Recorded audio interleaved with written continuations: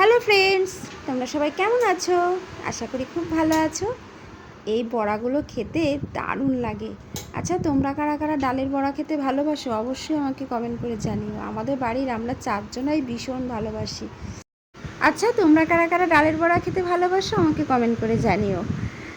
আর এই ডালটা আমি 5 থেকে 6 ঘন্টা মতন ভিজিয়ে রেখেছিলাম। তারপরে ডালের মধ্যে আদা আর কাঁচা লঙ্কা আর সামান্য পরিমাণ জল দিয়ে দিয়ে মিক্সিতে পেস্ট করে নিয়েছি। আর এর মধ্যে জিরের গুঁড়ো, একটু হলুদ গুঁড়ো, লবণ, একটু কালো জিরে দিয়ে ভালো করে ফেটিয়ে, সাদা তেল আগেই বসিয়ে দিয়েছিলাম কড়াইতে, ভালো করে ফেটিয়ে নিয়ে তেলের মধ্যে ডিপ ফ্রাই করে নিলেই রেডি হয়ে যাবে ডালের বড়া। ছোট থেকে বড় সবাই ভালোবাসবে এই বড়াটা খেতে।